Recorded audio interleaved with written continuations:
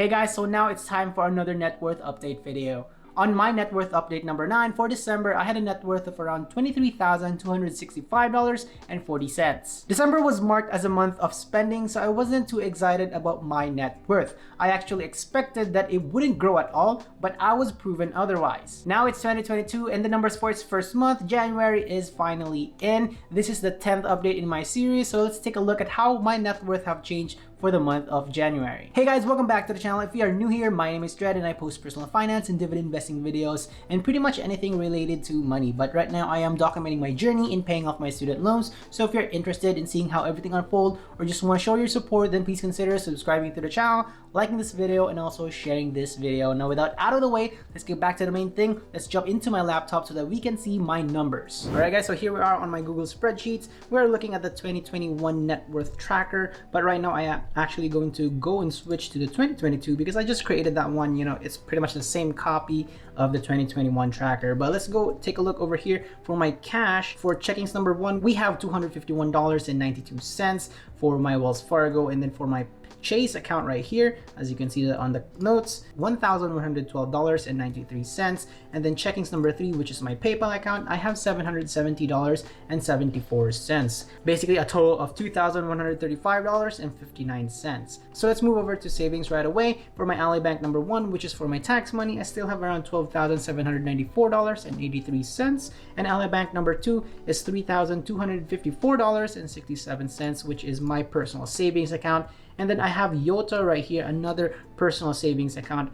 It's at $3,460.26. In total, I have a total savings amount of $19,509.76. So as you've seen with the numbers, most of my checkings account have actually fallen below $1,000, except for my Chase account right here. And the main reason for this one is because for January, I have been spending a lot, and not necessarily in a way that, you know, spending needlessly. I was actually paying my debts off that I have racked up last month, December. And aside from going on a debt paying spree, I started kind of like implementing my new transfers to my IRA and also to my sinking funds account. So I started, you know, contributing $150 instead of $100. Then I also started to contribute to my sinking funds, which I believe I started with like $200. So I have 4 sinking funds right now: a car fund, a studio equipment fund, a travel fund, and then I forgot about the other one. But yeah, I have 4 and kind of like distributed the $200 there, so $50 for each of that sinking fund. And I also want to share this with you guys because since the start of December, I have been babysitting a neighbor's son for 2 hours every day for at least 2 to 3 days, and that kind of like nets me $120 every week. So if you kind of like do the math there, it would, you know, net me at least around close to $500 every month. But you know, towards the end of December, since that was kind of like a break for a lot of kids, so you know, they didn't really need me, so it only started again this January. So I think I've net around like $400 plus. So that really helped out my dwindling accounts for January. And what's really cool about this one is because like even though I'm babysitting for like 2 hours, I actually don't do anything there. I would pretty much just bring my laptop there while I'm actually doing my main work and then let the kid do whatever he does. I get paid for my time, plus I can actually do my main work without any distractions at home. And if you look at my PayPal, it's at $770 because there has been a recent charge for kind of like one of my business softwares for around $150 or maybe $170 or more. So that's why it kind of like fell below that mark. And since I won't be making any student loan payments until March, I can definitely save that money and kind of like boost my cash reserves. Now, as for my savings, I still continue to add to my Ally Bank number 1, which is for my tax money. I kind of paused contributing to my Ally Bank number 2 or my personal savings. However, for Yoda, I actually added my sinking funds there instead of Wealthfront. And if we're talking about Wealthfront here, as you can see, it's not anymore in my spreadsheet because I've decided to completely close it. You know, I haven't exactly closed it. I'm still waiting for any documents that might be involved with Wealthfront. So it's there yet, but I'm not using it anymore. So I transferred all of my sinking funds to Yoda because I feel like Yoda can earn me more compared to Wealthfront. So anyway, those are for my cash, my checkings and savings. Let's take a look at my investment accounts right now. So for January, let's move to TD Ameritrade first. We have $1,749.86. Webull, we have $7,955.89. And lastly, for public, we have $89.56. A total of my stock market value is at $9,795.31. So that's it for my stock market accounts. Let's take a look at my cryptocurrency investments. So let's see here with Coinbase first, we have $184.87. And then for Qcoin, $180.78. And this one for my wallets, this is basically my UST or my Anchor or Terra Station. As you can see on my comments or my note here, we also have MetaMask included there. Basically a mixed wallet of different tokens there. So I got ETH, I got Avalanche, and then I also got BNB. A total of $73.64 for that wallet. And then we have CFI or centralized finance or kind of like interest accounts. I still have BlockFi here with $392.59. I am still kind of like keeping this kind of rows here secret. I've still actually not used them at all, but I'm thinking of moving some of my investments there instead because of how the cryptocurrency markets are right now. But anyway, let's move over to DeFi right here. First, we have Cake DeFi at $433.58, and then Anchor Protocol with $243.90, and then secret project number 2 actually is $54.22. Secret project number 3 is $120.54, and then secret project number 4 is $73.77. My total cryptocurrency investments are at $1,757.89. And if we total everything together for my total investments, I got $11,553.20. So it's kind of crazy how the markets has been performing right now, especially with the stock market. The start of the year was not really nice to the stock market. I saw all of my investments dipped. People got scared that there was going to be a crash, but I personally think it's more of a correction, to be honest. When 2021 ended, my portfolio reached a value of more than $8,000, but then when 2022 came, it fell below that, and it only kind of like got close to $8,000 again because I added $200 to that portfolio. Now, as for cryptocurrency, if you think the crypto markets was actually bearish, then cryptocurrency was probably even worse. And I was just thinking earlier, this might have been the crypto winter that people have been talking about, and I think it was just kind of like delayed a month.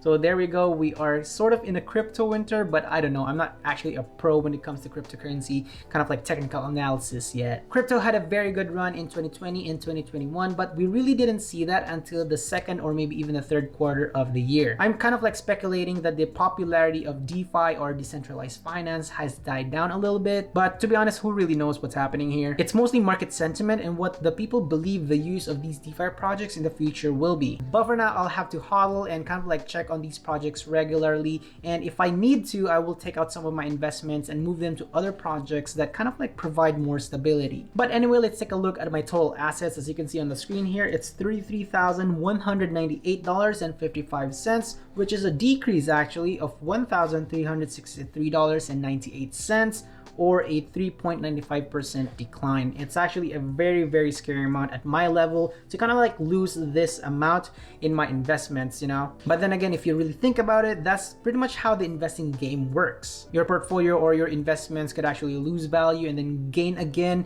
at some point in the cycle, because, you know, it's all just a cycle actually, as long as you invest in the right assets. So that is it for my assets section. Let's take a look at my liabilities right now. And the first one right here is we have consumer debt or credit cards.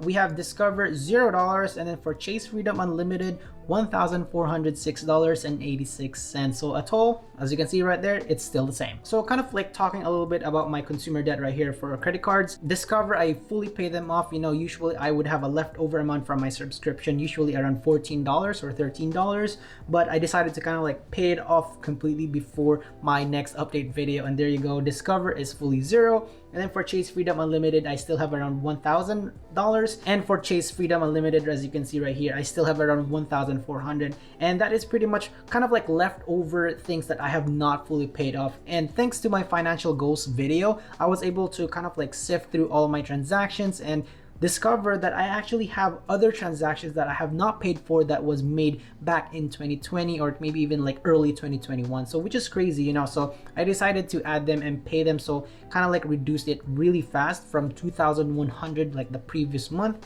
to kind of like this amount right now. There are some purchases here in Chase for January that I have not paid off yet because I'm just waiting for February, or kind of like, you know, when you see this video, when my income arrives. Luckily, this Chase Freedom Unlimited card still has that promo APR of 0%. So, you know, I feel like there is still a couple of months left, and I'm just gonna take advantage of that one. And once this card expires, I'm more than likely to move it back to Discover It, as long as they have a promo of 0% APR again. So anyway, that is for my credit cards. Let's take a look at my other debt right here, which is student loans. I still have Ed Financial, and that is pretty much it. That's my only student loans right now. So I still have 2 loans, or 2 accounts, Group A and Group C. For Group A, it still sits at $5,344.78. And then for Group C, I've reduced that one to $2,554.13. Overall, my student loan balance is at $7,898.91. So this is the year that I will be paying off my student loans, and I feel like I've been saying that for a very long time now in a lot of my videos, and you know what, I'm just really excited that this is actually going to happen. Group A in Ed Financial has yet to see any changes because I'm still tackling Group C right now. Unfortunately though, I've paused my payments and I won't be making them or resuming them until the 24th of February. That basically translates to 4 to 5 weeks of extra savings for me, and in regards to my timeline, it's just going to be pushed back at least 1 month, and that's totally okay with me. I believe I can easily supplement those losses with any leftover money that I have after I pay my taxes. Once Group C is done, then Group A will be the last one I tackle, getting me closer to being debt-free. So let's take a look at my total liabilities right now. For the month of January, it's $9,305.77, or a decline of $1,991.36, or 17.63% decrease. So looking at this is a very big change, and to be honest, it needs to be that way. I was a little bit ashamed of myself getting more debt coming into 2022, so that's why I decided to, like, you know what, let me just go on a debt paying spree. So if you really think about it and look at my numbers, that is the main reason why for January my cash reserves or my checkings account have closely been depleted. And the main lesson here for me is that debt is really scary if you're not careful at all. So my net worth for January 2022 is $23,892.78. That is an increase of $627.38, or a 2.70% increase compared to last month, December. So looking at my numbers, I can see that they are close to stagnant, and the biggest factor to this is because of the decline in my investments values. The next month would be a completely different look because my net worth will significantly drop, and the contributing factor to that is mainly my tax money being spent. It will dip sharply for next month's update, and from there it will recover back up again. It's basically a temporary dip to my net worth that really needs to happen. From here, it's more so on increasing my income, keeping my expenses low, and investing in different avenues or streams of passive income. That way, I'm leveraging my money to work for me instead of the other way around. I am very excited to see how things will go from here because there's only one thing that burdens my finances right now, and that is my student loans. Once that debt is fully paid off, then the focus will be building wealth that I can share with my family and pretty much pass on to my future family as well. So let's see how this goes, and make sure to stick around for my next updates. And that's all I got for you guys. Thank you so much for watching this entire video. I hope you find this informative and helpful in some way. If you like content just like this one, make sure to subscribe to the channel and hit that notification bell so you get updated whenever I post new content just like this one. And also, if you're on Instagram, add me as a friend at Daily Dread so that we can chat, collaborate, and maybe even exchange some ideas. Thank you again so much for watching. I really appreciate that. Have a wonderful day, and I will see you in the next video. Bye!